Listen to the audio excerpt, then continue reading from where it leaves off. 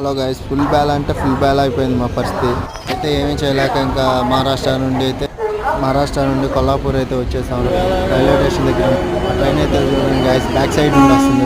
Back side అంటూ ఇటు training చెక్కాము. Back side నుండి ఏంద్రా బాబు అని మైండ్ పోయి ఫైనల్లీ అయితే ఫ్యాన్తో వల్లగట్లేదని షార్ట్ వేసుకున్నాను గాయ. ట్రైన్లో షార్ట్ అంటే మైండ్ బ్లోయింగ్ అది. సల్మాన్ గారు నారాజు గారు అయితే హాయ్ చెప్పమన్నా వీడైతే ఎంజాయ్ చేస్తున్నాడు వ్యూని.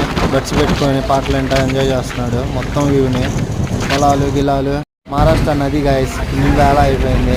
బాగానే ఉంది మన టైప్లోనే. అయితే ప్రజెంట్ ఏం చేయాలో నాకు అర్థం కావట్లేదు.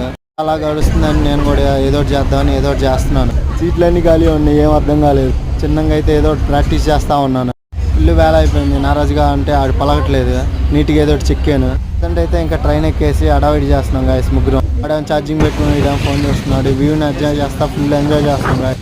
ఒక చిన్న బాధ గాయస్, షెడ్యూల్లో కానీ వెళ్ళుంటే బాగుండేది. నారాజు గారు వర్షం మాత్రం దంచేస్తుంది గాయస్. అయితే ఇదిగా ఇంకా ట్రైన్లో చెక్కేసి ట్రైన్ వ్యూ కానీ మార్నింగ్ భలే ఉంది. రాజుగాడు ఏం చేస్తున్నాడో అర్థం కావట్లేదు. ఇంకా కిటికీలు రెండు మూసేసి కూర్చున్నాం గాయస్.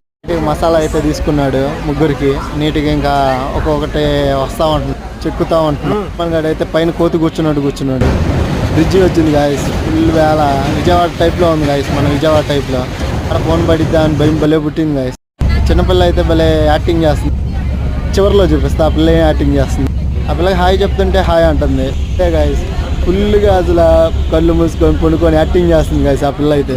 సల్మాన్ గారి ఏరియాని చూస్తే ఇక్కడికి వచ్చాడు గాయస్. ఈడు ఏం చేస్తున్నావు ఏంద్రా అంటే, అరే ఇక్కడ ఒక ఇల్లు రా మాదిరా అది ఇది అంటున్నాడు కదా. మేమైతే ఒక దాంతో వదలంగా ఇంకా నీట్గా అన్ని చెక్కాలి. లైన్గా ఒకటి వస్తుంది.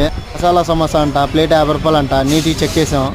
అయితే జాంకాయ బాబాయ్ వచ్చాడు బాయ్. జాంకాయ బాబాయ్ నీటికి 4 జాంకాయలు తీసుకున్నాం. ఎంత బాబా 80 రూపాయలు అన్నాడు గాయస్. నారాజు గారు ఏంద్రా అంటున్నాడు. ప్రెసెంట్ అయితే గుర్తుండిద్దాన్ని కొల్లాపూర్లోనే అన్ని కొనుక్కున్నాం. దీని బడ్జెట్ 200 అయింది. పైన ఇంకో కోతి కూర్చున్నాడు గాయస్. వాడు వ్యూని ఎంజాయ్ చేస్తా ఇతంట అసలు మంచిగా ఉంది. ఫుల్ వేళ అయిపోయింది. ఫోన్ ఆడబడిద్దా ఏందా భయం పడుతుంది గాయస్. అసలే 20,000 ఫోను. ఇంకైతే నీట్గా కొల్లాపూర్ నుండి హుబ్లీ వెళ్ళిపోతున్నాం డైరెక్ట్గా.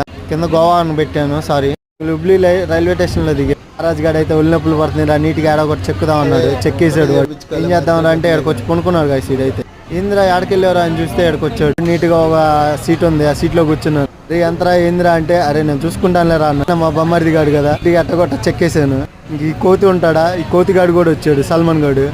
వాడు కాలువ కింద నుండి పైకి చూపించాను. చేస్తున్నారో ఏందో అర్థం కావట్లేదు. మసాజ్ అయితే చేస్తున్నారంట. ఆడు మొహం చూడండి గాయస్, ఫుల్ ఎంజాయ్ గుడ్డిద్దాడు మొహం.